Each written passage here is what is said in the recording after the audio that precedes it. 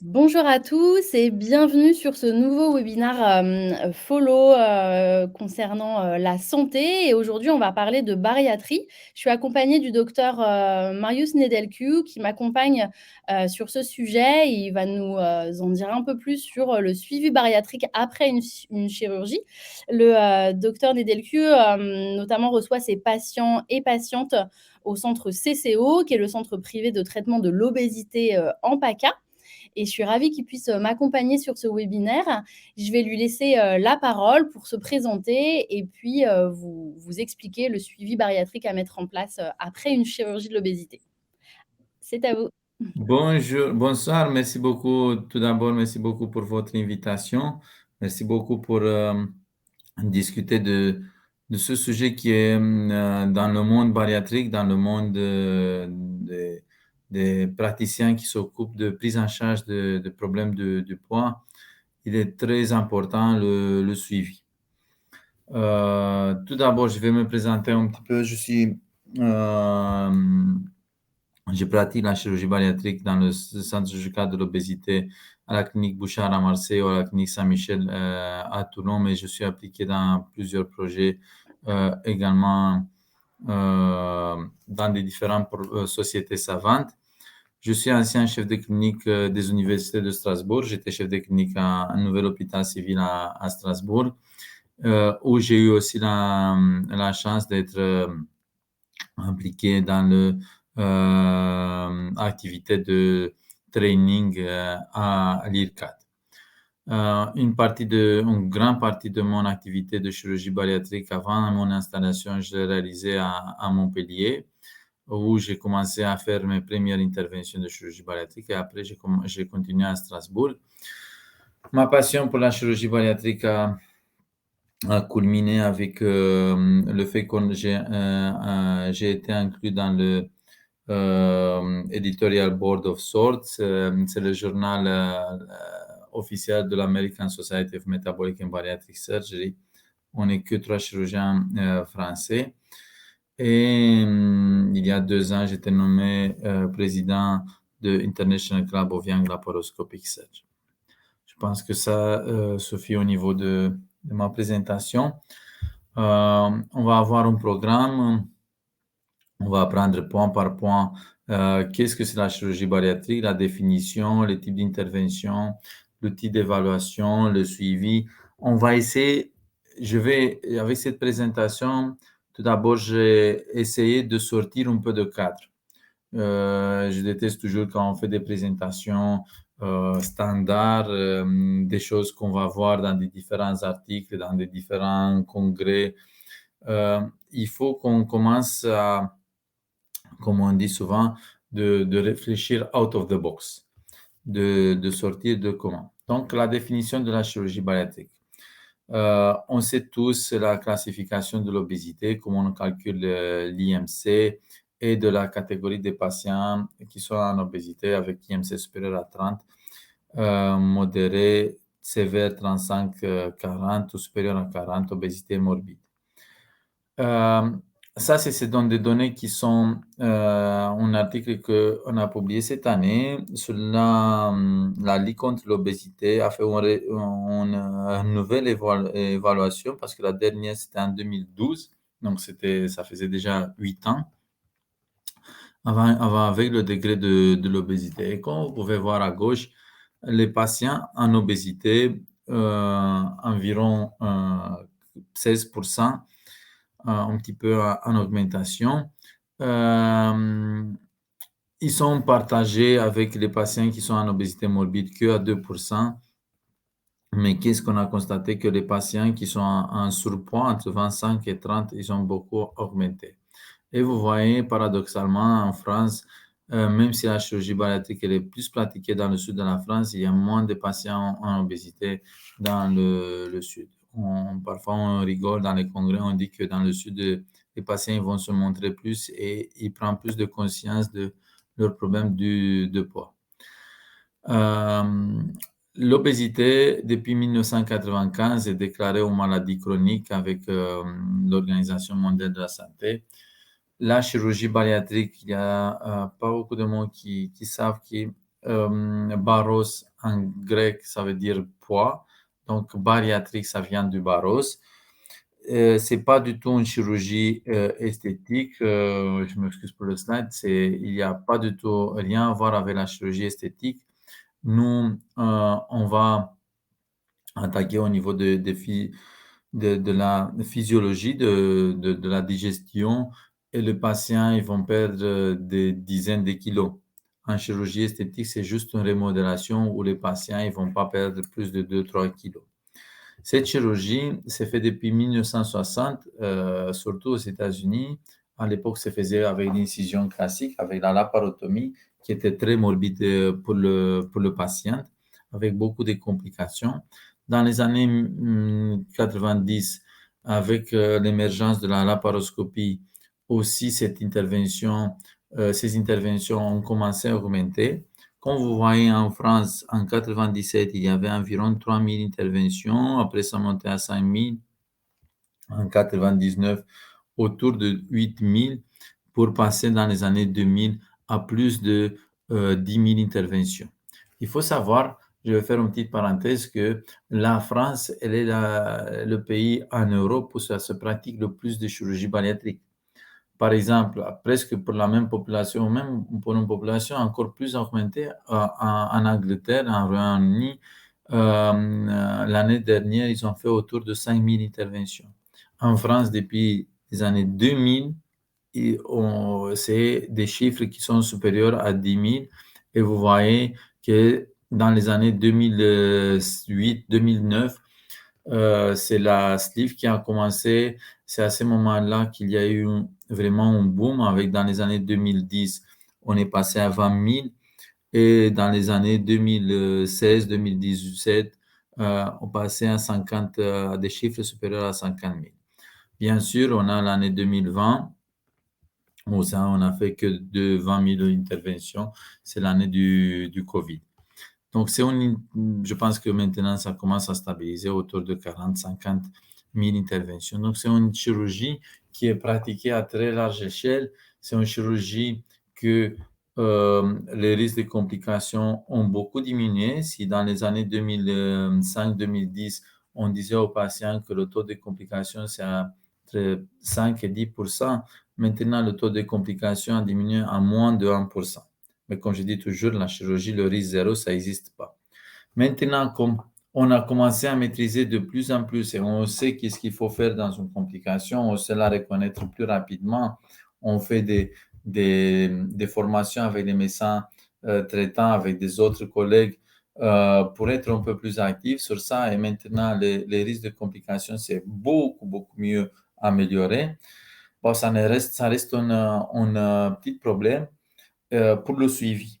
Parce que je me rappelle, notre faute en tant que chirurgien, c'est que dans les années 2010, on disait pour ce problème du poids, on voyait le patient, on faisait la chirurgie. 2 ans après, le patient il perdait du poids, on disait c'est bon, vous êtes guéri de l'obésité. On n'a pas compris que l'obésité, c'est une maladie chronique. C'est une maladie chronique qui nécessite, comme les autres maladies chroniques, un traitement à vie qu'on ne va pas guérir. Juste la chirurgie, ça va être juste un très bon outil pour améliorer cette maladie chronique. Pour les patients diabétiques, parce que comme je vous disais, cette chirurgie s'appelle la chirurgie bariatrique. Mais depuis 7-8 ans, l'American Diabetes Association s'intéresse beaucoup plus pour les résultats sur le diabète. Et on voit que les patients qui sont en surpoids non obèses, le traitement pour le diabète, il est toujours non chirurgical. Pour les patients, la nouveauté, même depuis quelques mois, même en France, en 2016 aux États-Unis, pour les patients qui sont entre 30 et 35, avec un diabète qui est très mal contrôlé, la chirurgie, elle est considérée. Mais dans ce cas, on appelle plus chirurgie bariatrique, on appelle une chirurgie métabolique. Pareil, ça, c'est depuis des années que les patients qui sont supérieurs à 35 ou encore pire, supérieurs à 40 avec le diabète, la chirurgie métabolique elle est plus recommandée. Donc, ce terme de chirurgie bariatrique, petit à petit, il faut qu'on avance sur le concept de l'utiliser pour la chirurgie métabolique. Parce qu'il y a, parfois, on a devant nous des patients qui ont des problèmes exclusivement de poids, mais il y a aussi des patients qui ont des problèmes de syndrome métabolique, où il va associer le diabète type 2 avec de l'hypertension et avec l'apnée du sommeil. Je vous ai mis cette slide pour vous expliquer que l'obésité, elle est au milieu de plusieurs problèmes de comorbidité. Hypertension, dépression, insuffisance cardiaque, diabète type 2, problèmes d'articulation, problèmes de stérilité, beaucoup de patients qui essaient de tomber enceintes qui vont être adressés par nos amis gynécologues, l'apnée du sommeil, les stéatoses hépatiques et les dyslipidémies font partie également de syndrome métabolique. Et pas dernièrement, le cancer, parce qu'on sait qu'il y a plus de 32 cancers qui vont être prévenus quand on va traiter l'obésité. Donc, en fonction de ça, on l'a vu, parce qu'en fonction de l'IMC, vous voyez quand l'IMC est supérieur à 40, le risque d'avoir un diabète, il est 6-7 fois plus important qu'un IMC inférieur à 25. Pareil pour les cancers, où on voit 50% plus de risque pour les patients qui ont un IMC supérieur à 40. On parle de la chirurgie, mais on n'a pas parlé de type des interventions. Ça, c'est une revue de la l'IFSO et je vous ai mis quelques chiffres au niveau mondial. Comment ça a évolué, les différents types d'interventions. En rouge, vous avez le bypass, en vert, vous avez la sleeve, que vous voyez dans les années 2010, ils ont énormément augmenté pour devenir vers les années 2012-2013, même au niveau mondial. En France, c'était 2011, la première année où la sleeve, c'était l'intervention la plus pratiquée. Au niveau mondial, c'est vers les années 2013. Et d'autres interventions, le duodenal switch ou le bypass. Quand on va analyser cette courbe, on va voir deux choses. Vous voyez en violette ici, dans les années 2008, l'anneau gastrique était à 42%. Après, il est passé en 2011, donc que 3 ans après, à 17%, pour être en 2016 à 3%. Cette chute dans le nombre des anneaux gastriques a été corrélée avec en parallèle augmentation de pourcentage de sleeve. Vous voyez en 2008 5,3, en 2011 il a monté de 5 fois jusqu'à 27%. Pour monter après la deuxième courbe, la sleeve, il a monté autour de 20-30% dans les années 2010-2015 jusqu'à plus de 50% dans les années 2016. Et cette deuxième montée était réalisée avec une chute de 15% de bypass. Le bypass qui est réalisé, c'est l'intervention la plus ancienne dans un monde qui reste toujours stable autour de 30%. Maintenant, qu'est-ce que ça veut dire la sleeve? Comme je viens de vous expliquer, c'est l'intervention la plus pratiquée au monde. Pourquoi? Très simple, parce qu'il a la meilleure balance entre les risques de complications et la qualité de vie. Et ce n'est pas nous, les chirurgiens, qu'on a décidé ça. Je pense que si aujourd'hui, c'était nous, les chirurgiens, qu'on décidait, on restait à mettre encore beaucoup des anneaux. C'est le patient lui-même, parce qu'avec l'anneau, on a une mauvaise qualité de vie, avec beaucoup de vomissements, avec la sleeve, normalement, on peut avoir un vomissement une fois par mois, une fois par an, mais pas plus. Qu'est-ce que ça veut dire la sleeve? C'est la résection de cette partie de l'estomac. Le mot sleeve en anglais, ça veut dire manchon. Vous voyez que l'estomac, il a une forme de réservoir. On vient avec des agrafes, on va couper et cette partie, on va l'enlever. Le nouveau estomac, il va être tout boulisé, il va être comme un manchon. Donc, c'est pour cette raison qu'il s'appelle sleeve. Quand on va réséquer cette partie d'estomac, ici, il y a certains hormones, notamment la ghrelin qui est impliquée dans la faim. Donc, on va avoir une diminution de la sensation de faim. Diminution, pas complètement arrêtée, parce que la sensation de faim, elle est beaucoup plus complexe. Elle est centralisée au niveau du cerveau aussi. Donc, il y a plusieurs composants. Il y a également un effet métabolique très important c'est pour ça qu'il va nous aider à obtenir de bons résultats de diabète, hypertension, apnée du sommeil, parfois même avant perdre du poids. Parce que dans ces manchons gastriques, les aliments, quand ils vont venir, ils vont se vider plus rapidement au niveau intestinal. Il n'y a rien de parfait dans cette vie. Donc, non plus, la sleeve, ce n'est pas une intervention parfaite. C'est une intervention intéressante avec des résultats intéressants, mais qui a un inconvénient majeur à long terme, notamment le reflux. Qu'on est en train de l'utiliser, qu'on est en train de l'étudier, mais on ne peut pas l'étudier extrêmement bien si on n'a pas un bon suivi. D'ici, je pense que c'est très important que nos discussions commencent à se baser beaucoup plus sur le suivi.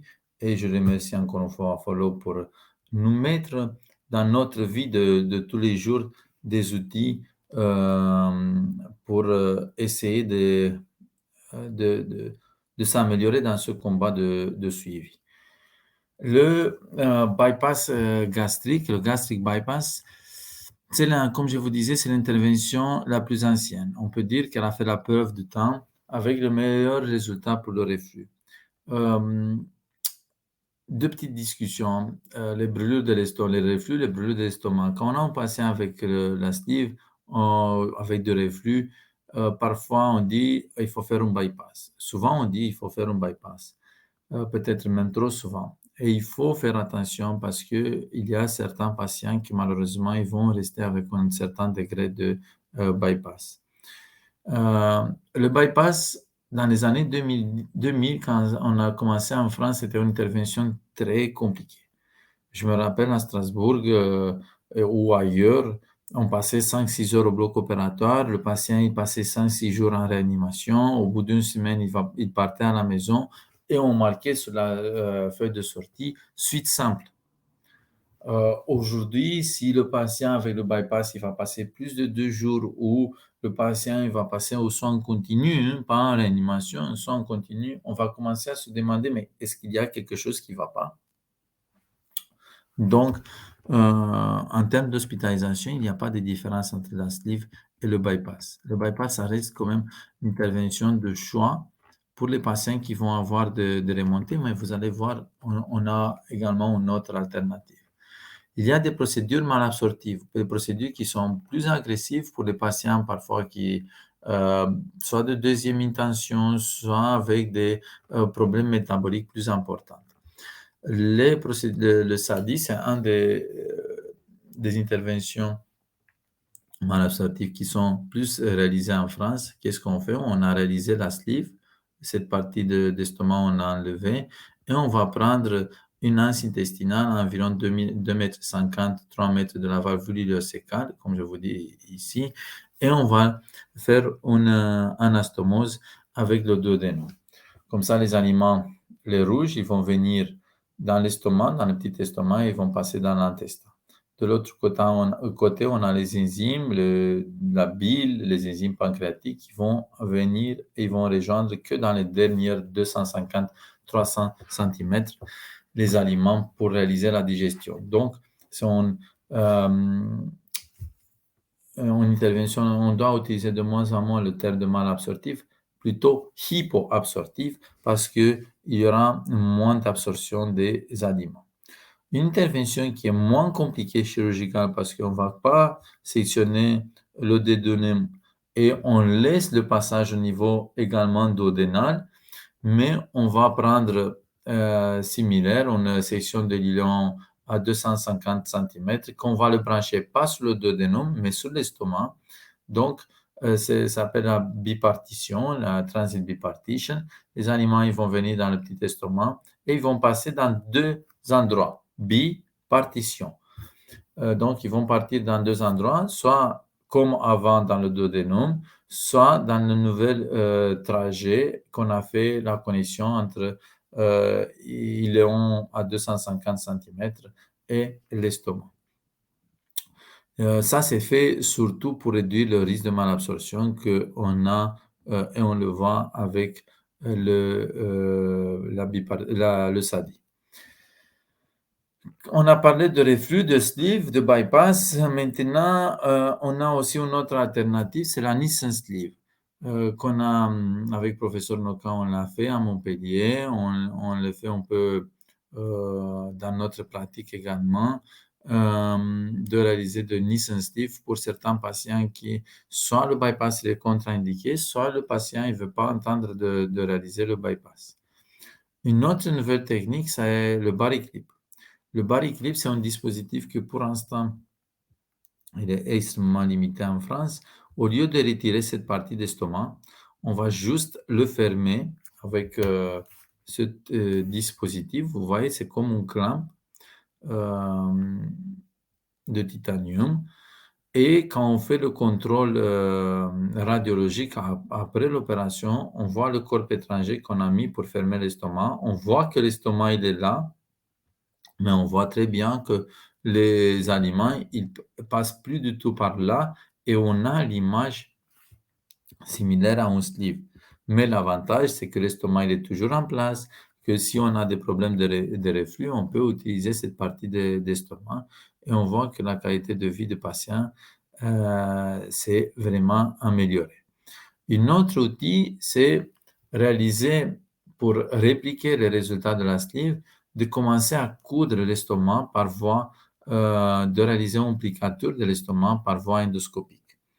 On a utilisé le terme de sleeve, mais il n'est pas extrêmement approprié parce que même si dans la partie inférieure, 2/3 de l'estomac inférieur, on regarde, on voit que l'aspect est similaire à un sleeve, dans la partie supérieure, le fundus gastrique, il est toujours en place. Et donc, attention quand on utilise le terme de endoscopic sleeve gastroplastie, c'est plus une gastroplastie endoscopique. Le ballon gastrique, il existe depuis 20 ans, mais les nouveautés, on va dire dans les derniers 5 ans, c'est le ballon sans anesthésie, sans gastroscopie qu'on met, que le patient va avaler, qu'il y aura un contrôle radiologique et qu'on va commencer à gonfler, ou toujours le ballon par voie endoscopique, mais Orbera 365, qu'on peut laisser pendant 1 an. L'avantage de laisser un ballon 1 an, c'est de donner plus de chances au patient de s'habituer avec ce ballon parce que l'inconvénient majeur du ballon, c'est qu'au moment qu'on va retirer le ballon ou qu'il va partir tout seul, l'estomac, il est pareil comme avant. Donc, le risque de reprendre du poids, il est très important.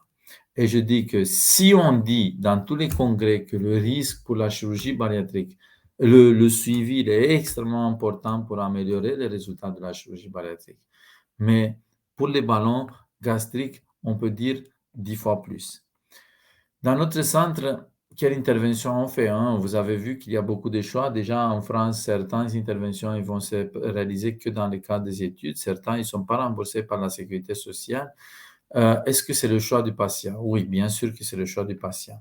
Mais juste après une formation complète et ayant toutes les options possibles. Maintenant, je vais passer dans la deuxième partie de ma présentation de vous parler des différents concepts. On sait, on a vu le patient. On va prendre l'exemple d'un patient qui fait 1m70 et qui a 120 kg.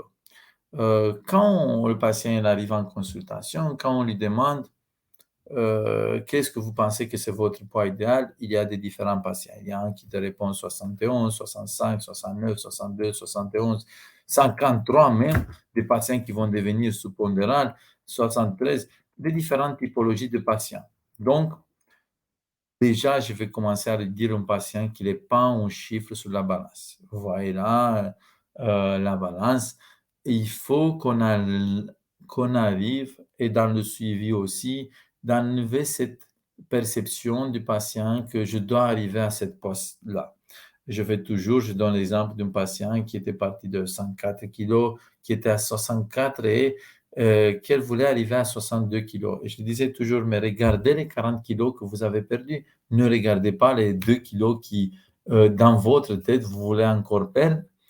Parce que sinon, il y aura cette frustration, va prendre la, la main sur vous et c'est jamais bon. Et du point de vue santé, ce sont plus importants les 40 kilos que vous avez perdus que les 2 kilos que vous avez l'impression qui vous reste à perdre. Donc, petit à petit, on doit discuter beaucoup plus avec le patient la qualité de vie et beaucoup moins les chiffres.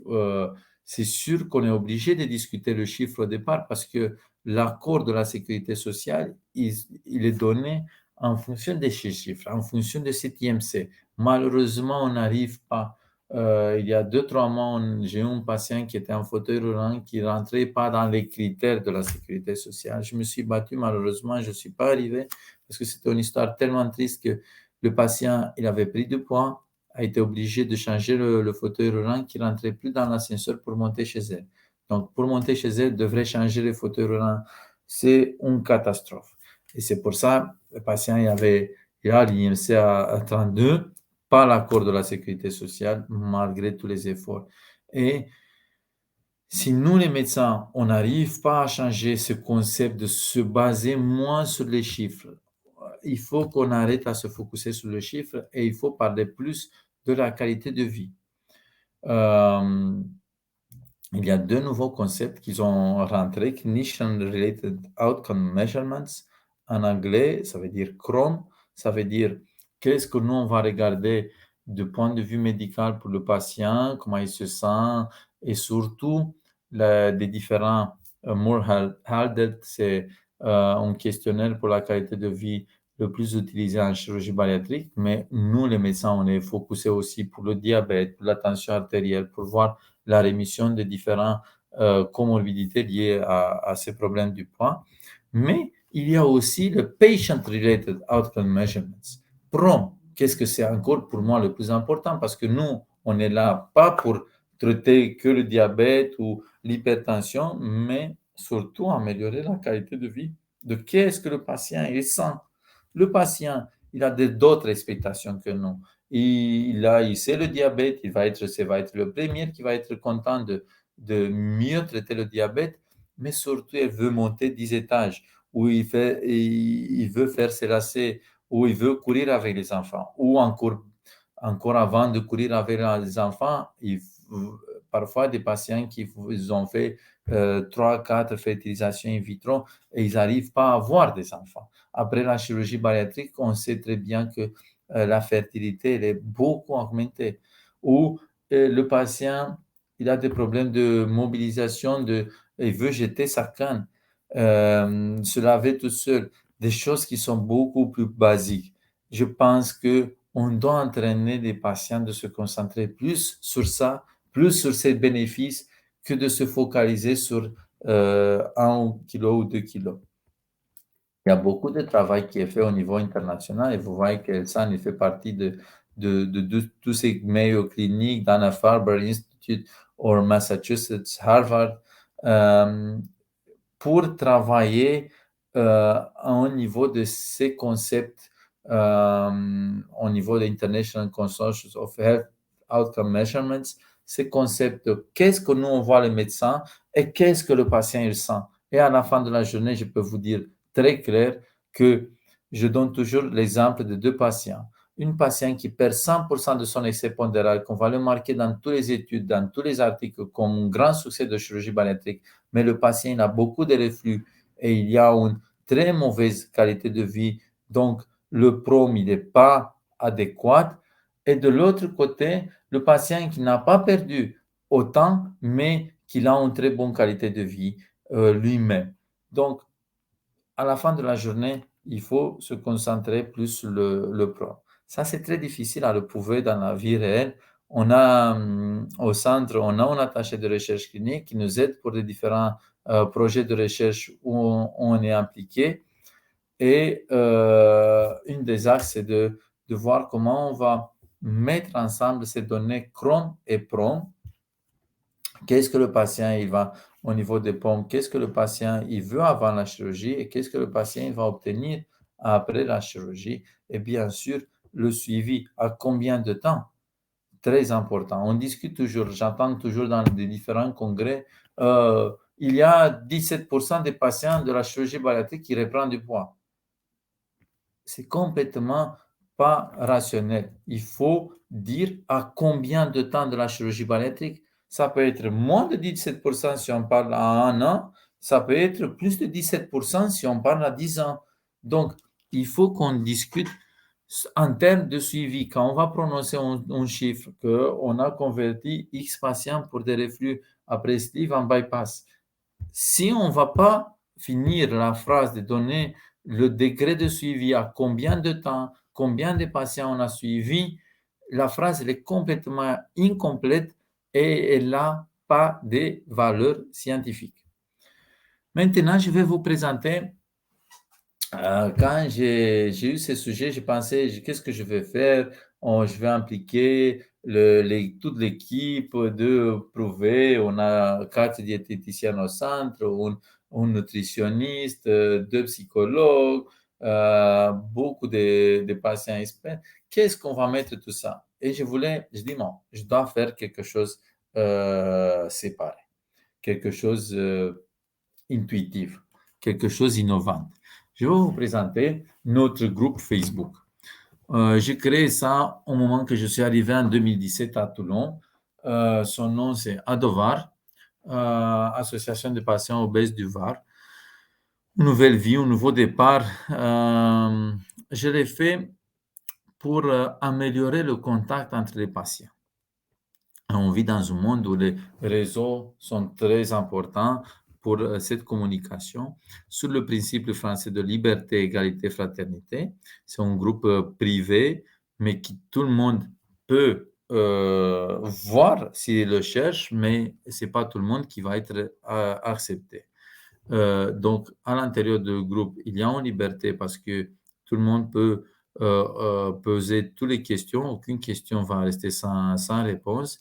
C'est un groupe où il y a l'égalité. Je déteste toujours qu'il y a un qui va avoir plus d'expérience que les autres et tout le monde va s'aider fraternellement. Et vous allez voir à la fin de la présentation comment un patient tout au début, il peut aider un patient qui a 10 ans de la chirurgie bariatrique et à l'inverse.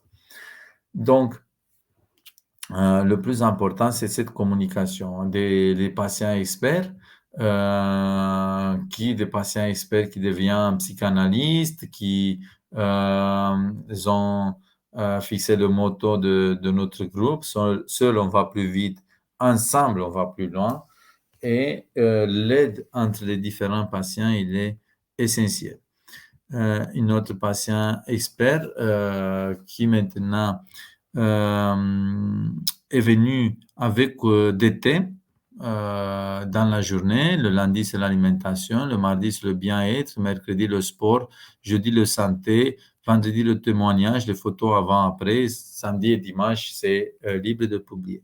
Pourquoi c'est important ça? L'alimentation, par exemple. Vous savez, il y a quelqu'un qui va mettre une photo de son plat. Il va donner des idées à beaucoup d'autres patients. Il faut savoir que maintenant, il y a environ 2700 patients. Comme il y avait 2700 patients, à un certain moment, vous voyez pas de publications personnelles dans la semaine.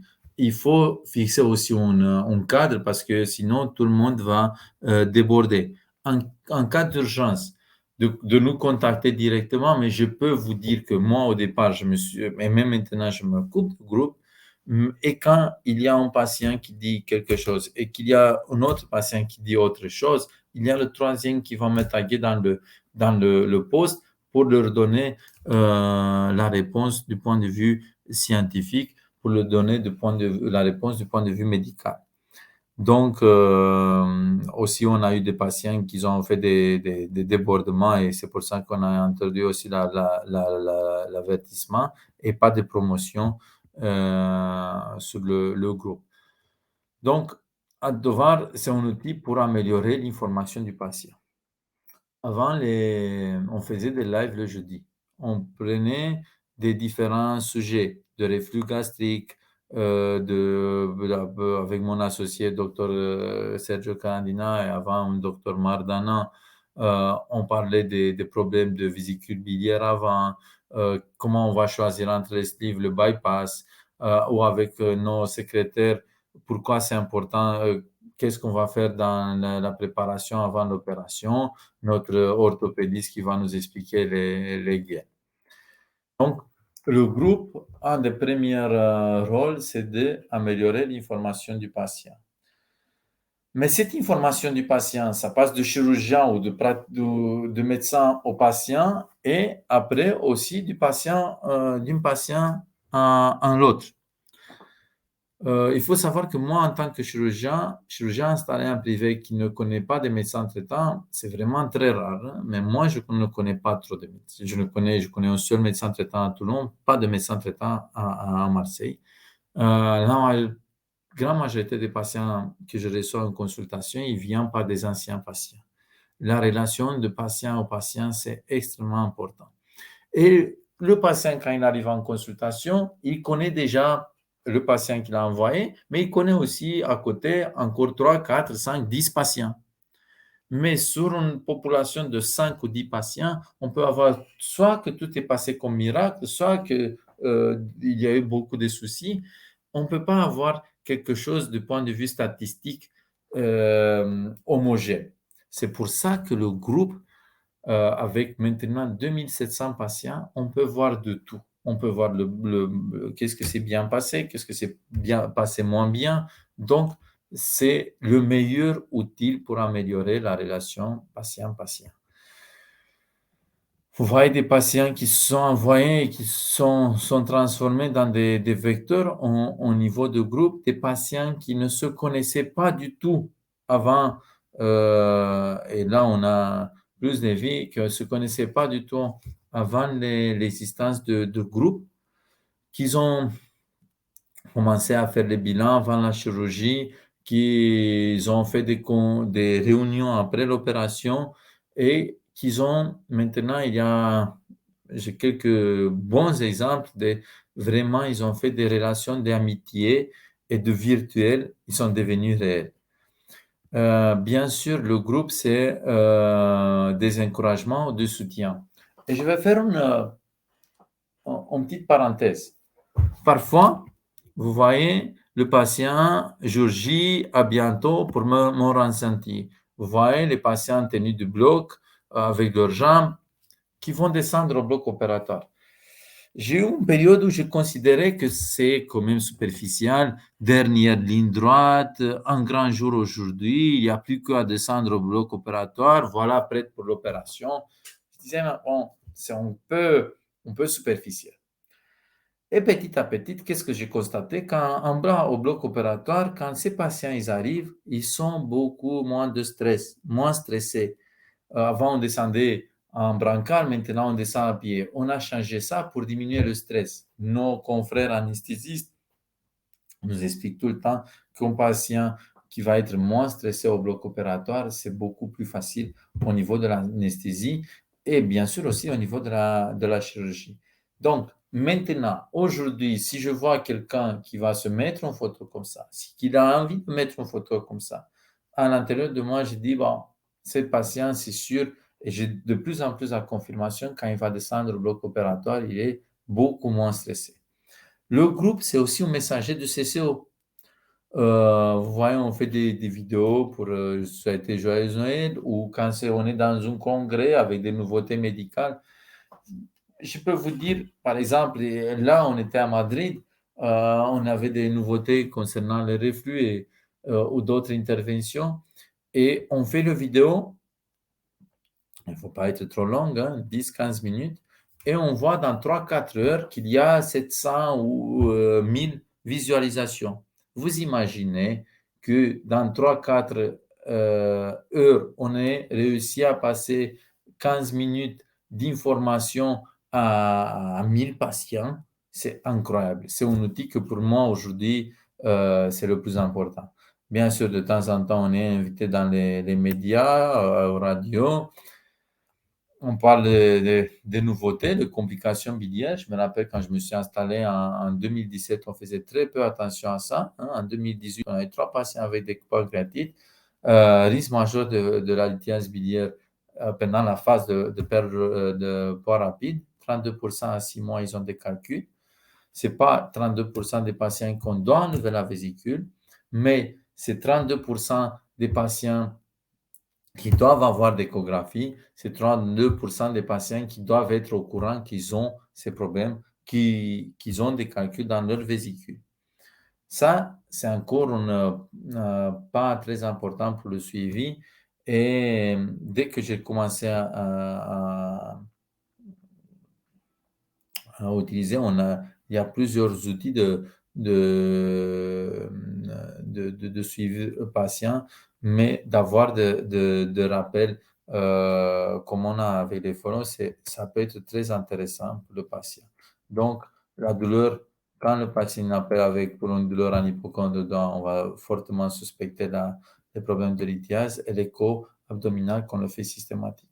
Pareil, le suivi endoscopique. Les patients 5 ans après la sleeve, c'est la société française, la SOFCO, qui nous dit qu'on doit avoir une endoscopie pour voir s'il y a l'indication de conversion en bypass ou dérivation duodénale. Attention de ne pas se dépêcher avec cette indication. Je vous ai parlé de préparation du patient, je vous ai parlé de comment on va passer plus simple le message, mais le plus important pour moi, le groupe, ils doivent améliorer le suivi à long terme. On l'a créé en 2017. C'était difficile d'avoir des patients à 10 ans, mais bien sûr que les patients qui étaient opérés par notre ancien associé, Dr Dana, ils sont rentrés sur le groupe. Et ils ont intégré ce concept de participer à la vie de groupe, de rejoindre des autres patients, de passer d'un patient à l'autre. Et comme je vous disais au départ, pourquoi c'est important qu'un patient de 10 ans, qui a 10 ans, il va accompagner un autre qui est en préopératoire? C'est sûr qu'il va l'aider. Mais comment l'autre en préopératoire, il va aider l'autre à 10 ans? Parce que l'autre en préopératoire, on passe des messages que la chirurgie, ce n'est pas du miracle, qu'il faut faire attention au sucre, grignotage, alcool, activité physique suivie, et ça passe plus facilement le message vers celui qui a 10 ans. Par exemple, j'ai fêté mes 10 ans de mon bébé estomac, il faut toujours faire attention, ça reste un combat. Il y a 10 ans, on ne disait pas ça. 10 ans, on disait presque que la chirurgie bariatrique, c'est du miracle, on a vaincu l'obésité.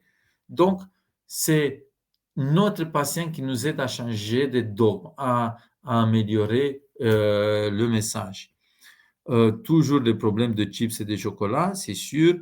Les différentes périodes de la vie, la ménopause, et que le patient a repris de 10 kilos. Mais il ne va pas se jeter sur la chirurgie, il va se battre avec ses problèmes de poids. Un autre patient qui a 7 ans, 52 kilos, et lui qui vient, il a des énormes problèmes, il a été opéré 4 fois et il va être opéré même la 5e fois sur le dos, mais il vient toujours faire son suivi au moins une fois par an. C'est comme une piqûre de rappel avec la diététicienne, avec le chirurgien. Pourquoi c'est important? Le groupe aussi nous a aidé à arrêter le tabac. On a un taux d'arrêté de tabac beaucoup mieux quand ça passe par des anciens patients, quand ils font des contacts, quand ils vont se coacher entre eux. Vous savez que c'est une étude aux États-Unis où il dit si le médecin il va dire d'arrêter le tabac, il n'y a que 1% des patients qui vont arrêter le tabac.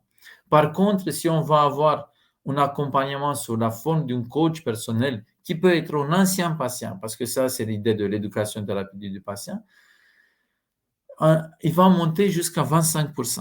Et je peux vous dire dans la vie pratique que ça nous a aidé énormément pour arrêter le tabac avant la chirurgie, qui est extrêmement important pour diminuer les complications. C'est comme ça qu'on a diminué. Et c'est une des patients qui nous a mis cette photo, qui je trouve géniale, idéale, la peinture sur le plafond de l'espace fumeur d'un restaurant. Comme Donc, maintenant, je pense que je suis dans les 45 minutes qu'on a dit et je pense je remercie de nouveau à Follow. Je le remercie pour ce webinaire, mais je le remercie aussi pour la vie de tous les jours.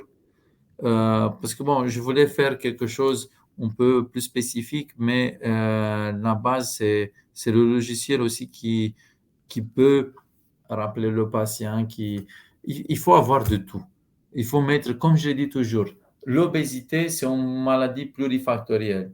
Ça ne sert à rien de s'attaquer à un seul facteur si on ne va pas voir tous les facteurs en général. Le suivi, c'est pareil. C'est le follow, on l'a, c'est très bien, on continue, mais il faut mettre plus des outils pour améliorer tout le tableau. Je fais toujours la description comme pour les enfants quand on fait une pièce de puzzle. Si on a trouvé une pièce de puzzle dans la maladie de l'obésité, mais on n'a pas fait tout le tableau, on ne peut pas dire qu'on a le traitement. La chirurgie, c'est juste une pièce. Il y a beaucoup d'autres pièces. Pareil pour le suivi. Le follow, c'est une pièce dans le suivi. Il y a le tableau, il est beaucoup plus large, mais c'est une belle pièce. Donc, je vous remercie pour votre attention. Eh bien, merci à vous, docteur Nadelcu, pour cette, présentation, hyper complète. On a quelques questions, pour vous, sur le chat qui m'ont été posées et il y a notamment une question sur, votre expérience, en termes de patients. Combien, doivent passer du bypass, combien doivent passer de la sleeve au bypass suite à des problèmes de reflux? Ah, c'est une question vraiment de très grande actualité, hein. C'est la semaine dernière qu'on était au congrès euh, français de chirurgie bariatrique à Grenoble, où on a des datas environ 20-30% des patients. Mais c'est des datas qui sont incomplètes parce que quand on a un problème de reflux après chirurgie bariatrique, on demande à la sécurité sociale ou pas. Il y a certains endroits où ça, c'est considéré comme une complication et ce n'est pas normal de demander à la sécurité sociale. La vérité, c'est toujours au milieu. Quand on a un problème de vésicule, de cholécystite après, suite à une perte de poids importante, et on va traiter ça. On ne va pas demander à la sécurité sociale. Quand on a un problème de reflux, normalement, on ne doit pas demander à la sécurité sociale. Mais pour codifier le bypass, en termes d'intervention pour le reflux après la chirurgie bariatrique, on a besoin d'avoir l'accord de la sécurité sociale pour ce bypass. Donc, les chiffres, il y a des chiffres, mais ils ne sont pas complets parce qu'il y a aussi la cotation de dérivation duodénale qui est faite pour le reflux, pour des patients qui n'ont pas repris de poids, mais qui ont beaucoup de problèmes de reflux. Ça, c'est une première chose que je voulais inclure dans ma réponse. Une deuxième chose, il faut savoir que ces reflux, je l'ai dit toujours aux patients, hein, quand on discute de reflux, on a 3 boîtes. La première boîte, c'est les 5 facteurs de règles hygiéno-diététiques que le patient doit le faire. Manger doucement, de faire attention à certains aliments qui donnent plus de remontées, de ne pas forcer sur les quantités. Le soir, surtout, de faire attention à la position. On va manger tard le soir, on va aller se coucher de suite. Il faut avoir un minimum de 2-3 heures entre le fait qu'on va manger et le fait qu'on va s'allonger. Et dernier, le plus important, le cinquième, c'est les choses de la vie. L'alcool en excès, le café en excès, le stress en excès et bien sûr aussi le tabac. Donc, il faut se concentrer sur ces 5 choses. Après, on a les médicaments, les IPP, les fameux pantoprazole, Inexion, oméprazole, qu'il n'y a pas de risque de les prendre. Même à long terme, c'est mieux de prendre que de ne pas prendre parce qu'on va protéger l'estomac, on va protéger l'œsophage. Et après, il y a la troisième boîte, la chirurgie. C'est comme la boîte de Pandore, il ne faut pas le trop utiliser parce que on a eu une époque où on disait, bon, le patient a de reflux, il faut le faire rapidement, le bypass. Et tu fais le bypass, mais l'obésité, c'est une maladie chronique. il faut savoir qu'on a des patients qui ont fait la sleeve à 20 ans, qui vont avoir 3 grossesses derrière et qu'à 35 ans, ils ont repris du poids et qu'on va faire le bypass. Et l'espérance de vie du patient, il a encore 40 ans. Et on n'a pas encore beaucoup d'outils pour aider le patient. Donc, attention à proposer la chirurgie pour le reflux. Il faut vraiment qu'on traite bien les premières 2 boîtes pour ouvrir la 3e boîte, la chirurgie. Donc, quand le patient il fait tous les efforts, quand on est au bout du traitement médical, OK, bien sûr, à ce moment-là, on va discuter de la chirurgie. Mais ça doit avoir, de nouveau, je prononce le mot, ça doit avoir un suivi. On doit avoir des rappels avec nos logiciels pour les patients, de voir souvent le patient en consultation, de lui parler, de commencer à aider le patient à traiter tous ces facteurs. Et après, on espère d'avoir des résultats pour avoir le moins de chirurgie. Parce que je dis toujours, mais attends, tu es chirurgien, tu veux opérer. En plus, je suis très passionné de la technique chirurgicale, donc j'aime beaucoup ça. Je perds mes nuits, entre guillemets, pour revoir des articles, tout ça. Il faut qu'on comprenne que la vie, elle est longue. On va faire des chirurgies, mais il faut les faire au bon moment. Si on le fait au mauvais moment, on a utilisé, je dis toujours, un Kalachnikov juste pour un petit souris. Après, quand on va avoir un gros bête, on n'a plus de cartouches. Donc, il faut le faire vraiment intelligemment et au bon moment et ne pas forcer la chirurgie. Donc, si je comprends bien, c'est penser au patient, faire un bon suivi et l'opération en dernière intention. Exactement, exactement. On a beaucoup de choses avant de discuter de la chirurgie. Et essayer de pas, en tant que chirurgien, de pas trop mettre ça sur la table devant le patient, parce que le patient, il va s'accrocher toujours, malheureusement, à La facilité un peu. à la facilité. Et ce n'est pas la facilité, parce que même la facilité, où tu vas avoir la facilité, tu vas avoir de très bons résultats. Docteur, vous m'avez changé la vie. Mais pour les 6 mois, 1 an, 2 ans, Et et après, après, on le sait que ma crainte, et je dis toujours aux patientes, quand je fais un bypass pour des reflux, parce que le patient, prend 3 fois l'injection, mais il commence à dormir sur 3 oreilles, donc il a vraiment une très mauvaise qualité de vie à ce moment-là. J'ai vu la dernière patiente d'aujourd'hui qui faisait 3-4 ans qu'on essayait de traiter conservatoire. On n'arrivait plus. On a fait le bypass malgré le fait qu'il avait l'IMC à 21, donc il n'avait plus du tout de problème du poids. Et j'ai dit toujours, j'ai peur que le patient va reprendre du poids parce que le bypass après sleeve, c'est pas qu'il va protéger le patient pour perdre du poids, c'est sûr qu'il va le protéger pour le reflux, mais à long terme, à 5 ans, 10 ans, on a des patients qui ont repris beaucoup plus. Et que le patient, il revient et dit, docteur, mais je veux avoir de nouveau mon sleeve.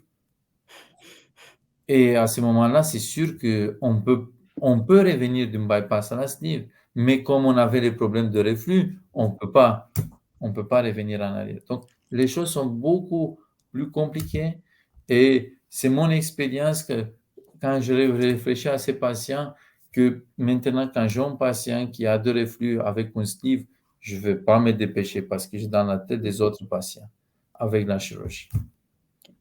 Je pense que c'est très clair pour tout le monde. Merci beaucoup pour cette réponse. On a une dernière question qui est plutôt en termes de chiffres. Quel serait pour vous le pourcentage de réussite de vos patients qui sont justement inscrits à ce groupe de soutien?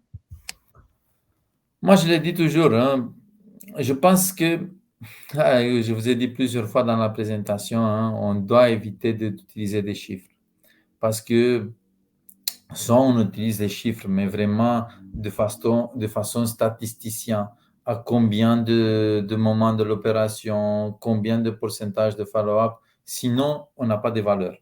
Si on dit maintenant, il y a 20% de patients qui ont converti de sleeve en bypass pour de reflux, zéro valeur. On n'a pas dit sur combien de patients, on n'a pas dit à combien de temps et le suivi de ces patients. Donc, il faut vraiment être complète et quand on utilise des chiffres. Maintenant, dans le groupe, il y a 2700 patients. Comme je vous ai dit toujours, et j'insiste, et mon message c'est ça, c'est que les pièces de puzzle, le groupe, je le considère un peu comme une autre pièce de puzzle qu'on va mettre pour avoir le tableau final pour le patient. Je l'ai dit toujours, le patient, c'est lui l'acteur principal. On n'a pas parlé de la motivation du patient, qui est extrêmement important, hein. Motivation du patient, va adhérer au programme de follow, va adhérer au groupe, va venir au centre, va créer des liens. À ce moment-là, le patient lui-même, il a réussi à mettre plusieurs puzzles. Donc, dans le groupe, il y a 2700 patients. Moi, je vois souvent, et qu'est-ce que ça me plaît le plus, c'est que périodiquement, je vois des anciens patients qui reviennent. Et c'est un outil que le patient, il a dans sa conscience et quand il est un peu en détresse, il va s'appuyer. Oui, je l'ai dit toujours, la chirurgie, ce n'est pas du miracle, ça va nous aider à perdre du poids à 2 ans. Entre 2 ans et 10 ans, c'est les résultats surtout du patient. Entre 2 ans et 10 ans, la vie, elle fait comme ça. Hop, hop, c'est un sinusoïde. Quand on est en haut, on a besoin de personne. On n'a besoin ni de Adovar, ni de Follow, ni de CCO. On est en haut, on est le maître du monde. On s'en fout. Je suis tout à fait d'accord et je pense que je suis assez réaliste. Le souci, c'est que quand on descend, quand on a une dépression, quand on a un souci dans la vie, quand on est en bas, et c'est à ce moment-là que le patient, il doit savoir qu'il a des choses pour s'appuyer. Il doit savoir que son tableau, qui était magnifique, il est en train de perdre des pièces de puzzle. Et c'est à ce moment-là que ça sera bien qu'il reçoit, ah, ça fait 4 ans que vous avez été opéré, Follow vous rappelle ça sur le portable. Ah, ça fait un mois que je ne suis pas très bien. Bon, allez, maintenant cette année, je vais aller. Même si l'année dernière, quand ils m'ont envoyé le message, j'étais le maître du monde, je m'en foutais, je l'ai effacé de suite. Mais cette année, comme je suis mal, je vais aller le consulter. Donc, c'est là l'intérêt de suivi et de mettre des choses en place. Ou de temps en temps, il va regarder et tu les vois que quand le patient il a la ménopause, vous avez vu dans le pause là, le patient il va être un peu plus attentif au groupe. Qu'est-ce qu'il faut? Là, il y a un autre patient qui a repris 10-15 kilos et qui maintenant il a reperdu 7-8 sans passer par la chirurgie. Ça, c'est leader. Ça va stimuler les autres. Ça, c'est parfois le patient, il voit un patient qui a commencé à faire un sport. Ah, ça, j'aimerais aussi, mais ça fait longtemps que je ne l'ai pas fait. Maintenant, je vais aller le faire. Ouais, donc, cette motivation, ça fait partie du suivi. Hein, c'est C'est les un, pièces c'est un puzzle outil, en fait. sont très importantes. Ouais, c'est un formidable outil pour les patients finalement de soutien et de béquille un peu pour pouvoir, Et, grandir et continuer, leur travail, sur leur point. exactement, exactement. Mais on doit avoir toujours les petits rappels et le fait que le patient, il va remplir, qu'est-ce qu'on fait maintenant pour remplir euh, le questionnaire avant de voir les chirurgiens, ça peut aider aussi dans la communication, dans l'amélioration du temps que le patient il passe avec le chirurgien. OK, super. Je pense qu'aussi, vous avez bien répondu, en tout cas, vous avez apporté une super réponse à cette question. Il y a pas d'autres questions. Je pense qu'on peut, terminer comme ça, sauf si vous avez un dernier mot, docteur Nedelchio? Donc, dernièrement, je vais dire comme ça que la chirurgie, même si on est très, très passionné de cette chirurgie bariatrique, moi, je fais 99% de mon activité, c'est chirurgie bariatrique. C'est pas du miracle. Le patient, il doit être au centre du centre. Le patient, il est l'acteur principal et il faut, comment on va dire, follow le suivi. Il C'est faut ça. suivre le suivi parce que c'est ça la clé. Super. Merci Merci beaucoup. beaucoup, docteur Merci beaucoup. Denelkiou. Merci à tous pour votre participation et puis, je vous souhaite à tous une très bonne fin de journée. Merci beaucoup. Et à très bientôt. Au revoir. Au revoir.